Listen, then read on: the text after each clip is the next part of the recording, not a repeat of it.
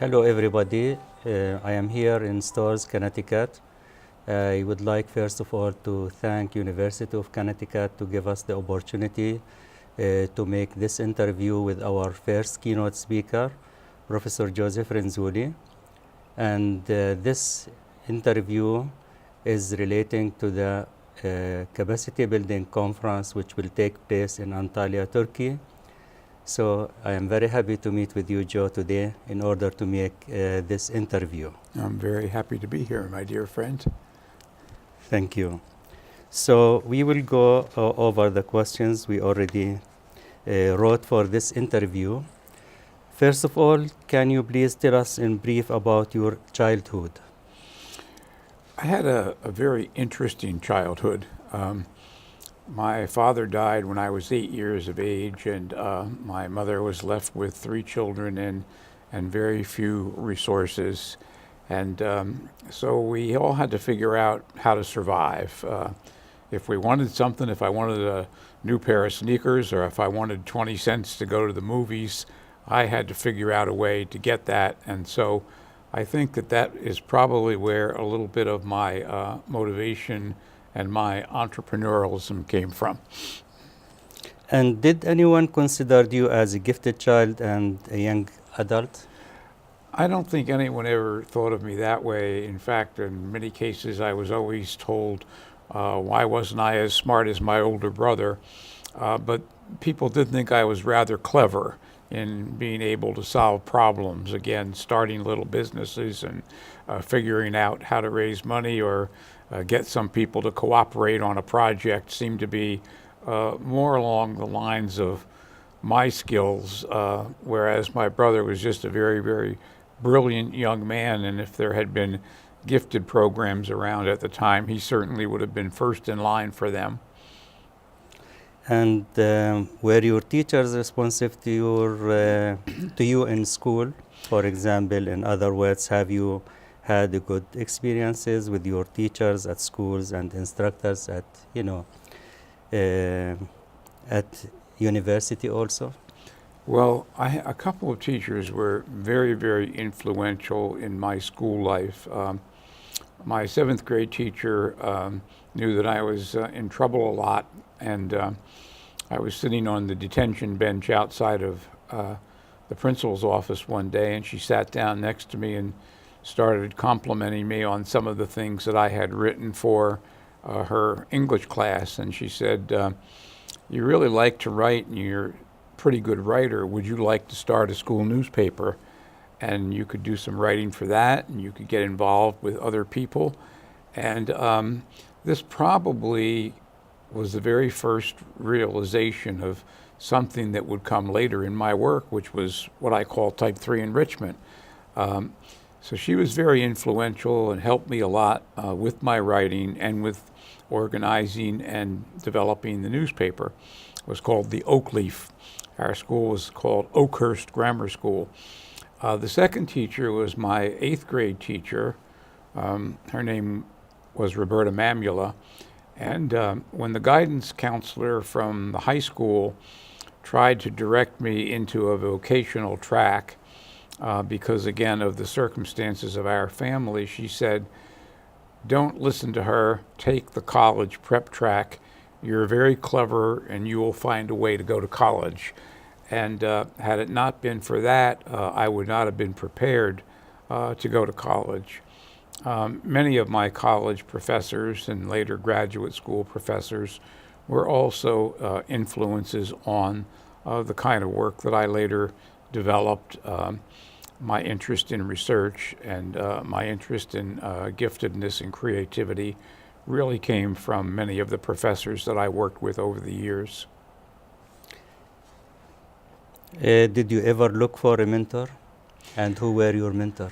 I didn't exactly go looking for mentors as much as following people because of their work, who then later became mentors and friends. I think that some of the most important ones were Paul Torrance, Virgil Ward, Jim Gallagher, Harry Passow, Dorothy Sisk, and then even some of my students became mentors in the sense that they knew things that I didn't know. For example, Alexandria Baldwin and Mary Fraser were two of the people that introduced me to the issue of looking for and developing talent in minority and underrepresented groups. And Sally Reese, a former student, also got me involved in the application of my work in schools and how we could modify that work and improve upon it. And subsequently, it was through her influence that we together developed the school-wide enrichment model. I was so happy with that relationship that we eventually got married. Oh, this is nice. At what point in your life did you know that you wanted to be a scholar? And now the most famous and well-known scholar. It's difficult to say, but there were certainly a few things that influenced me. One of them was when I was in a master's degree program in school psychology at Rutgers University, and my advisor asked me to read a manuscript that she was supposed to review for a book company. And it was a wonderful book called Creativity and Giftedness by Getzels and Jackson. And that really opened up my ideas about these two concepts and how they interrelated with one another. And after that, just dozens of questions popped into my mind about how it could be investigated, and still are popping into my mind today. I don't think that a week goes by that I don't get an idea for what will be another research study that I'm convinced will change the world. We know, Joe, that how much you are busy, especially you and Sally. And I have like a question relating to how you could make a balance between your work life and your family life. It's always difficult to achieve that balance, and because Sally and I are in the same field, a lot of our work life and family life interact. But we do set time aside that is just for family. We have children and we have grandchildren, and we just set that time aside, and computers are turned off and cell phones are turned off, and we do things with our family. And we spend time with them in the summer after our summer institute. And I think you really have to plan and program those kinds of times with as much thought as you give to planning your work, or else your work will overwhelm you. Yeah. What skills do you think have been important to your success?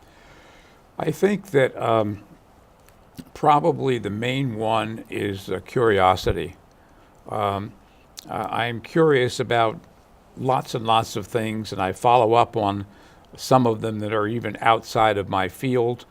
But I think being curious is certainly something that's always guided me to the next step, which is examination, research studies, creativity, and innovation. And then the third thing is energy. Many people have lots and lots of good ideas, but it takes time and it takes energy to follow through on those ideas. And so I think that those three things taken together really are the things that allowed me to do the work that I've done over the years. What motivates you to enter this field of knowledge? Say again? What is the motivation, or what motivates you to enter this field of knowledge? Well, I think that when I began teaching, a couple of things happened simultaneously. One was that I had young people in my class that I knew were not being challenged by the regular curriculum, and that they were going to be bored if I didn't find some things for them to do that would be more interesting and engaging. Really set the basis for what I now build a lot of my work around, which I call the 3 E's. Enjoyment, which leads to engagement, which leads to enthusiasm for learning. I had to do something different with these young people. And the second thing was that when I began teaching, the Russians fired this little basketball-sized thing into the air, which is called Sputnik. And I was a science and mathematics teacher.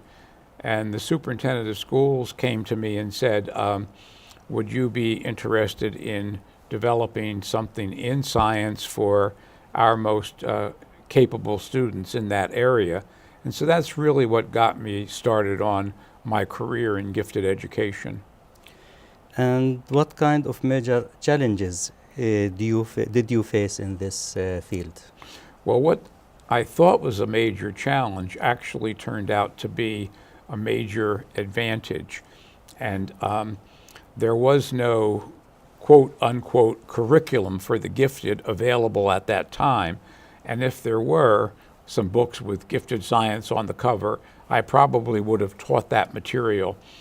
And so what I had to do actually is to create experiences that were not part of any planned, prescribed curriculum. And again, I think that these are where the very early ideas of the triad model came into being. Having speakers come in and talk about their work in a scientific area, helping kids to develop the skills that would allow them to investigate that work, and then having them work on a project that they might enter in the state science fair or a robotics contest or a writing opportunity, a history day competition.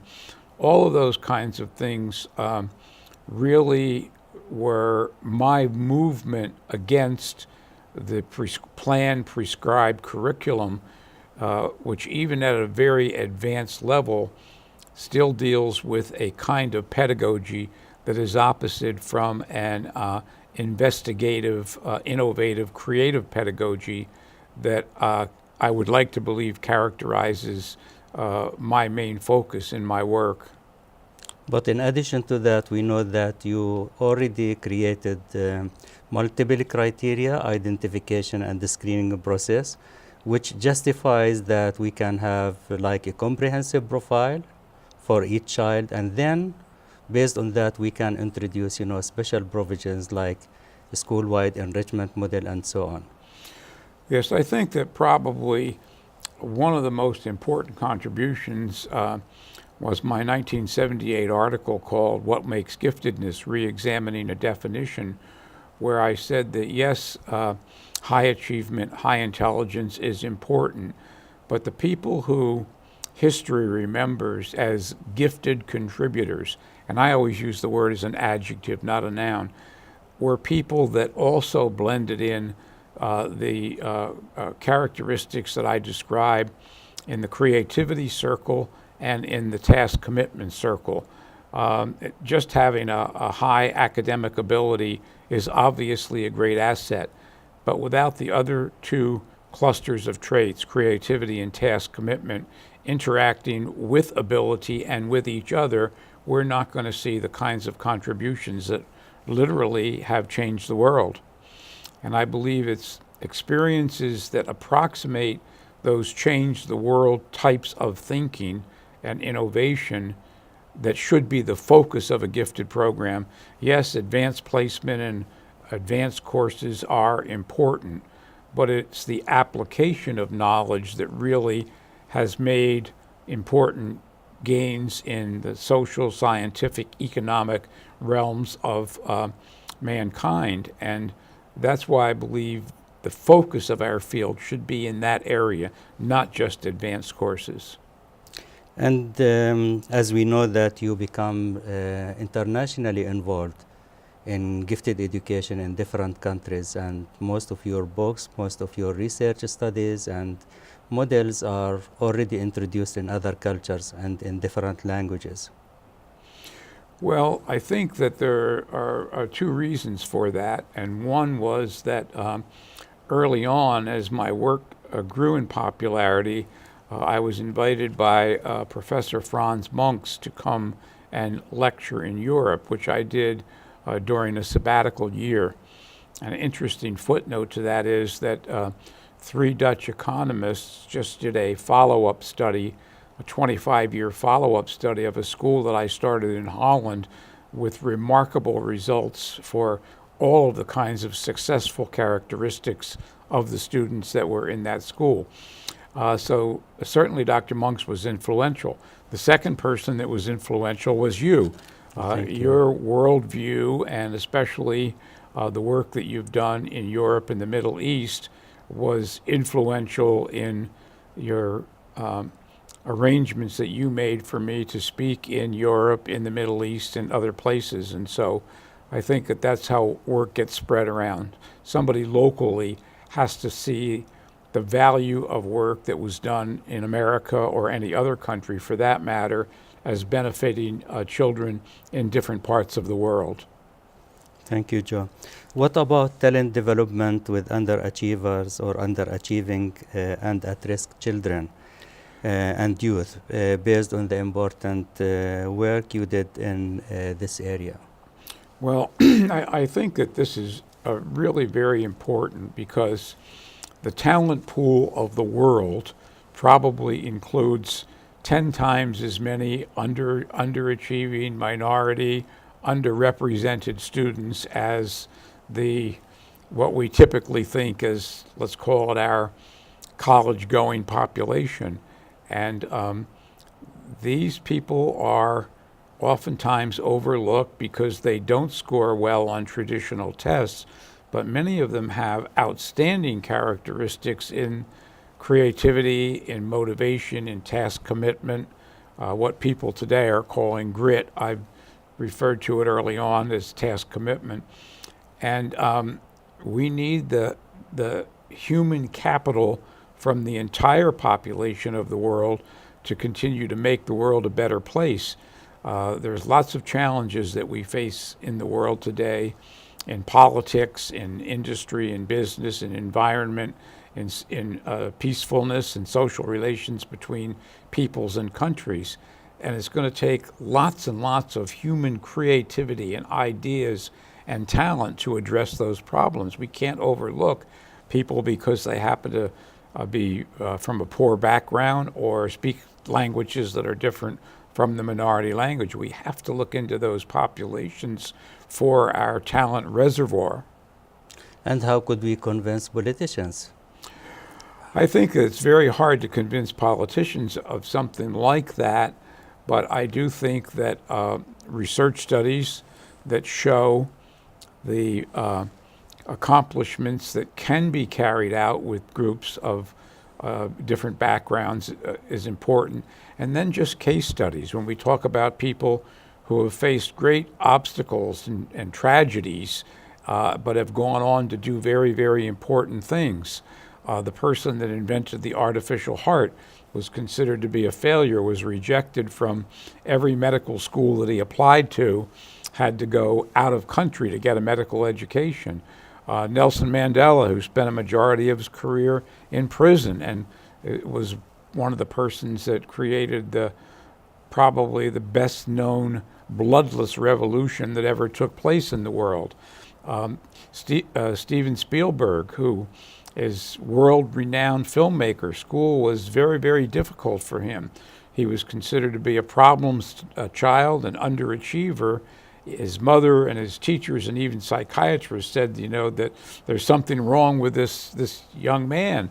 And today he's made some of the most beautiful movies that ever existed. So I think that we have to just dig a little harder beyond just looking at traditional measures such as achievement tests or aptitude tests or IQ tests to find these kinds of talents. Yes. Does the feeling of beauty have any role in creativity? Absolutely. I think that the purpose of human productivity is either efficiency, that we make things that work better and serve people better, or that make our world a more beautiful place. What do we honor from the ancient world? We honor the artwork, even going back to ancient civilizations. We honor the paintings, the sculpting, the literature, and all of those things. And I think that sometimes in a kind of a economically driven frame of mind, we forget the importance of making the world a more beautiful place. And I think that every gifted program should pay as much attention to aesthetic and artistic development as it does to academic development. And this implies that creativity has very important role in different sectors of life. Absolutely. Yeah. Creativity is important in every walk of life, from playing around with something, a recipe you're working on in the kitchen for your dinner this evening, to thinking about a way of solving the massive traffic problems that face every city of the world. Creativity enters all of those things. That implies that how could we invest in the young generation in order to produce the future innovators, the future creators? Well, again, I think that our major investment in the younger generation should focus on what I refer to as creative productivity and an investigative frame of mind. I think that we want young people to look at situations and say, how can that be improved? What can be done to make that more beautiful? What can it be done to make that more efficient, to save time, to save money? And those are some of the kinds of things that in highly ministry-controlled education systems don't make room for. Many of those systems just simply want to do everything possible to raise the scores on achievement tests. And I will never argue against the value of that. But what I'm saying is that we need to have some balance between an academic progress frame of mind and a creative, investigative frame of mind. As a creative scholar, where do your best ideas come from? My best ideas come from watching something in practice that is very exciting, that seems to be having a positive effect, and that might be the basis for a research study to find out if either that's the magic of the one teacher I saw doing it, or can we replicate that in other teachers? In science, people usually think theory leads to research, leads to practice, and I believe that's backwards. I believe that practice leads to research, and if it works out well, then it can be blended into the theory. In my work, theories always come last, and what has come in the middle is researching whether or not a practice is replicable and what other things that I didn't even know might be there are the result of that research. And do you think this is why your models, which were introduced by you and Sally, were more successful than other models? Yes, I think that the practicality of our work is really one of the two things that has made it so successful. The other thing being the teacher training that we've provided through our Summer Institute, Confertute, and training that we've done in schools and for ministries around the world. If it doesn't work well in the hands and eyes of teachers, it's probably not a good idea. So we always start with practice and grow it outward from there. And will you please give us a brief idea or a brief introduction about Confertute, because I think it is the most popular, well-structured teacher training program. Yes, Confertute is going into its 41st year, and I think that one of the reasons it's successful, again, is because it is not professors giving lectures about what teachers should do, but it's teachers that are doing great things, that are demonstrating that for our participants. Over the years, we've had probably 35,000+ people that have attended Confertute. We don't have exact numbers because many people have come back over several years. But I think it is the fact that we're not telling them how to do it, but showing them how it is done.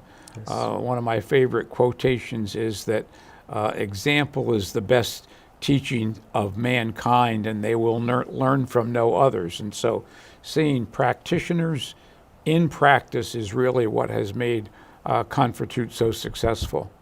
And how could we achieve excellence in gifted education in particular and any educational system in general?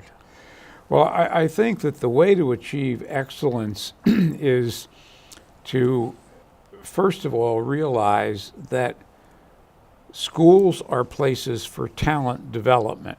Yes, there is basic material, vocabulary, and mathematics and functions and equations that are important for young people.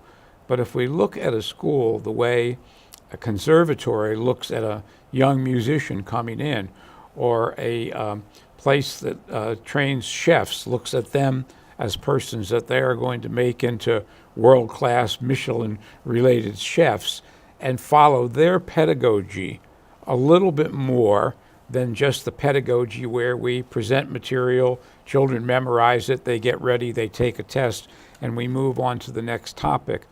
And I believe that our work in school-wide enrichment model and the enrichment triad model has said something like this: information itself has no value. Thinking skills themselves have no value until we put them together to use them on some project, research project, some theater production, some musical composition, some fiction or nonfiction writing. All of those things suddenly have value when we see that there is a purpose. And that's why when children say school is boring and they say it's irrelevant, it's because we haven't given them enough opportunities to put their knowledge and their thinking skills to work into something that is meaningful to them. Yes, and I remember, Joe, in 1990s when you were introducing curriculum compacting, differentiation, all types of differentiation. It was the first attempts at the international level, because at the very beginning of the 21st century we were talking about productive thinking and thinking skills, but you were talking about this nearly in the 1990s. Yeah, it takes a long time Yes. for an idea to take hold, and Yes. I think that I'm so happy that our work, although it has its roots in gifted education, is now being adapted and adopted in many places in general education. I think the gifted field should be proud of the fact that we've had a major influence in making schools better places for all young people, not just children that have been formally identified as gifted.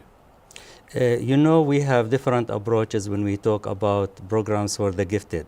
For example, some people asking me, Joe Renzulli always talking about serving the gifted in the regular classroom or in the regular school. And then I say, okay, there is another trend that we have special schools for the gifted. Then they are asking, about advantages and disadvantages between, when we make comparison between these two approaches. Well, I believe in what we sometimes refer to in our work as a continuum of services. And that continuum ranges from providing different kinds of enrichment and acceleration activities. Acceleration in our model we do individually through curriculum compacting, but that we provide those in regular classrooms. But if we have a group of students that have a very strong interest in, let's say, doing an environmental study about pollution in a local stream, or the need to recycle garbage or waste products, then that becomes a focus group. In our model, we call those enrichment clusters. And so all of those kids are coming together because of the commonality of the interest and the commitment to do something about that interest. So we go from the general classroom to a smaller focus group. And then we have some children who are extremely advanced in a particular area, and they might go into something like a specialized high school, like Bronx High School of Science, or they might go into an advanced class in science at their own high school, as long, in my opinion, it has opportunities for creative productivity, not just learning AP Science to take a test. Yes. So a continuum of services means various types, from what happens in a regular classroom to what happens at a conservatory for musicians, or a science, a special high school for science, or a special high school for arts and theater, and everything in between. And I do think that at the elementary and middle school levels that we should be doing things in the regular classroom and in enrichment clusters. In high schools, we should have some special opportunities, the seminars that are based on our enrichment cluster pedagogy, so that young people are together using the kind of pedagogy that I've talked about, an investigative, a creative investigative type of pedagogy. You are always careful about, the resources which might be available for teachers. And I do remember at the beginning of the year 2000, you were encouraging people to produce, materials for the teachers to be ready, and then you were up to date, and then you invested and employed technology in a good way. And then you come up with a unique system, we call it Renzulli learning system. So will you please give us a brief idea about what the system all about, what are the main functions and features of this system? The Renzulli learning system was something that Sally Reese and I developed out of necessity. And when I say out of necessity, we realized that the kind of pedagogy that we are advocating, recognizing students' strengths and interests, and providing them with lots of resources to promote those strengths and interests, couldn't be done without the effective use of technology. And so we developed a system where we create a profile for each individual child that looks at their academic strengths, their interests. Interests are so important to anybody doing anything important. Yes. Their learning styles and their preferred modes of expression. And that's all done electronically, and it produces a profile which is then read by a search engine that scans each individual child's profile, and it finds resources just for that young person based on their individual profile. So it's really unique. No one else has yet come up with anything like that. I think that its greatest value may also be in allowing teachers to search any given topic that they're studying and find high engagement resources. All of our resources are very hands-on. Children can build their own roller coaster or dissect and preserve their own mummy.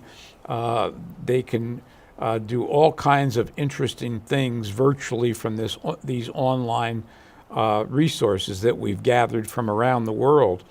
And now that system is also being made available in all of the languages of the world. Originally, it was only available in English, and now we're adapting it through artificial intelligence so that it can be translated virtually into any language.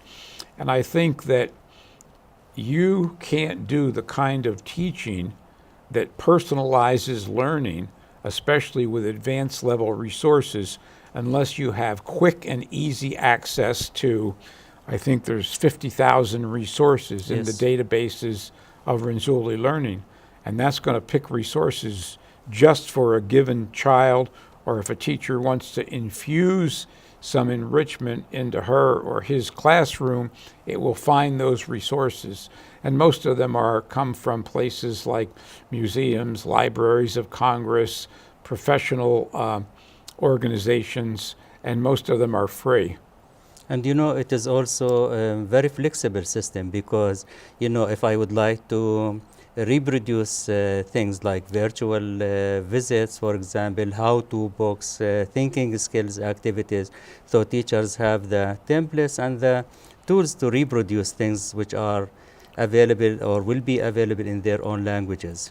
Yeah, I do think that making things available in more languages, one of the features of our expanded program into several languages is that people can upload various kinds of activities in whatever language they would like into the system, and that's good. And we will do as much as possible to encourage them to upload, again, advanced level, high engagement activities rather than just textual material. And did the system allows the teachers, for example, to do follow-up, or parents, for example, to follow up their students? Yes, it allows teachers to do many things. Teachers can, for example, form groups of students based on a commonality of interest or a commonality of learning style, Yes. or a commonality of expression style.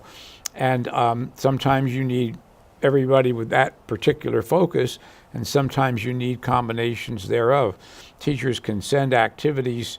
They can name individual students or name Yes. groups and send certain activities to group one or certain activities to group two. So there's just a marvelous flexibility in the way teachers can use the system. And as one teacher said when we were first doing research on this, it's like having a dozen teaching assistants in my classroom every day, all day, because it performs all of these resources. So we're very proud of the system. And I think you have research-based information or evidence that this system is efficient and effective, to be used and invested in the school. Yes, a number of articles, research articles, have been conducted, studies have been conducted on the system. It improves achievement, which most administrators are still concerned with, but it also shows a large extent and variety of creative productivity that has resulted from using the system. And I'm happy that it improves achievement, because whether we like it or not, that is still what most administrators and what most ministries of education are using to judge the effectiveness of our schools. Yes. How difficult is to pursue research career now compared to when you started, or even just a couple of decades ago?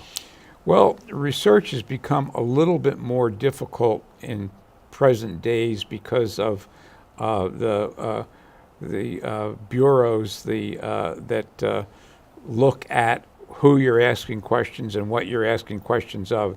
IRBs, they're called at university level, and a lot more paperwork, a lot more approval, a lot more guaranteeing the safety and the anonymity of young people.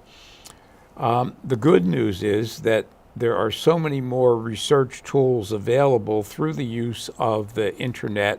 We can now send a questionnaire to 10,000 people around the country and around the world in many different languages with the push of a button, whereas years ago all of those things had to be reproduced and translated and sent through the mail and all of that. So research is changing for the better because of the availability of technology. One of the latest developments took place at Connecticut University is the establishment of Renzulli Center. Will you please shed some light on this development? Well, we were originally sponsored by a grant from Ray and Carol Niag that the center was named after them. They later gave our School of Education a very large grant so that we became the Niag School of Education. And last year, at a birthday celebration for me, they came as guests, and at that time announced that since the School of Education was now named after them, that they would like to have the center named after me. And so that's how we became the Renzulli Center for Creativity, Gifted Education, and Talent Development. Obviously, I'm very pleased and flattered and was very surprised and grateful for the fact that Ray and Carol were so willing to do that. Do you have any advice for young researchers? Besides learning all of the kinds of skills that allow them to do the most sophisticated research possible, I think that they should always approach a research project with this question: will it have influence on the consumer of our work? And the consumers to me are always teachers and young people in classrooms, whether they're in primary classrooms or college level classrooms, that there's a lot of research that's done these days that is just basically number counting, and we find out how many children in different groups get free and reduced lunch, and what the average salary is for teachers, and how many hours per week children spend or don't spend in a gifted program. And that research can't hurt anybody. It's just that it doesn't help a teacher who's trying to make his or her classroom a happier place. Enjoyment always comes first, a more engaging place, and a place where children view learning as the exciting process that it is. Again, what I call the 3 E's. I think that whenever someone approaches me about ideas for research, I give them that advice, that the end consumer has to be the person that can benefit it from, not just the fact that we can put a bunch of numbers on a table and say we did a research project. Yeah, very true. What do you think will be the next breakthrough or hot area in gifted education? Well, I think that there are a couple of things that are going to be hot areas, and one is that we can translate our interest in reaching more underrepresented and minority groups and children who just think differently, that we can get better at doing that through various kinds of assessment tools and techniques. And we all believe that that's a major goal. And I would say right now, the largest issue facing the field of gifted education. And I do think that the next step has to be the practical part of that. All right, what can we do to make sure that a child who may even have a learning disability, but is one of the most creative kids that ever walked through the door of the school, how can we find that child and serve that child well? That's the direction that I think some of our research should take.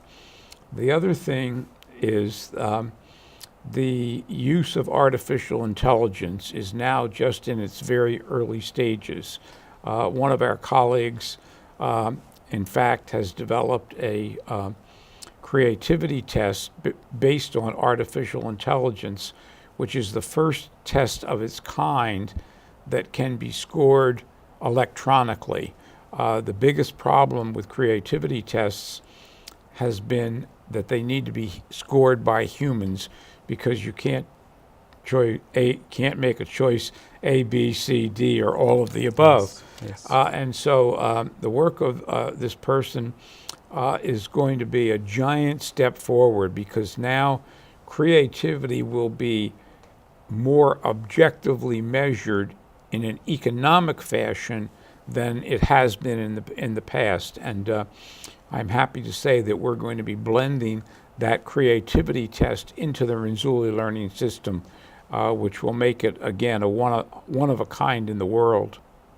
And this will extend also the profile. Yes, the profile will be extended greatly. Yes.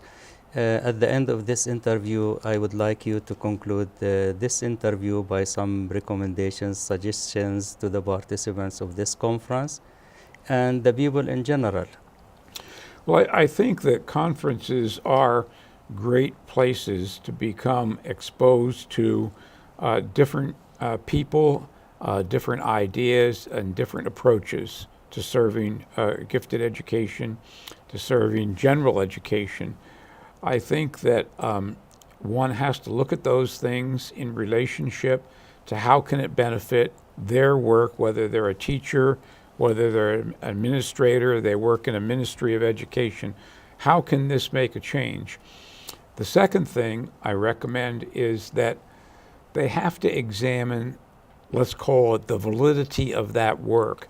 When someone comes up to me and says, I have a new model for gifted education, and I look at the model and I certainly pay attention to the model, but what I finally ask them is, are there 2 or 3 or 5 or 10 schools that I can go to and see this model in action? Yes. And I believe that we can always make one perfect laboratory setting about that model, but that's everything is concentrated. Is it replicable? And that's why I don't want to see just one school. I want to see 3 or 4 or a half a dozen schools that are using the model. The quote that I mentioned earlier, example is the best school of mankind, and they will learn it no other. I think I have to see it in action, and then I can say, wow, that's really doing some great things for kids, and I am happy to recommend that. But the first thing I would recommend is for people to go and visit it. You have to see it in action. And that's one of the reasons with our school-wide enrichment model, somebody can call me from any state in the United States or a number of places around the world, and I can give them the name of somebody's school that they can go to and visit and see it in action. After that, they can learn the how-to. How can we do this in our own school? And one of the things that I'm proudest about in our school-wide enrichment model is that we have common goals, the 3 E's that I mentioned earlier, but I want people to use their own imagination and curiosity and initiative to shape and mold the program in their own way, because if you don't have ownership, it will not last. Yes. As long as you reach the 3 E's at the end of the line, and that's the way I will get new ideas. I will then recommend those ideas. Here's something that they did at a school in Chile that I think is a great idea that other people can benefit from. Or here's something that happened in a school in Jordan or in Dubai or in Germany or in France that can be shared with other people. And that's one of the things that we do at Confortitude, by the way. We have people coming from all over the world to share their successful ideas. And we all benefit from that. Yes. So thank you so much, Joe, for this interview. It is really very impressive. We highly appreciate your contributions to this field of knowledge, and we wish you a happy, healthy, long life. Thank you so much. Thank you. It's been my great pleasure and my great honor to be here. And I love this work, and will hopefully have many, many more years before me to continue it. Thank you. Sure. Thank you so much.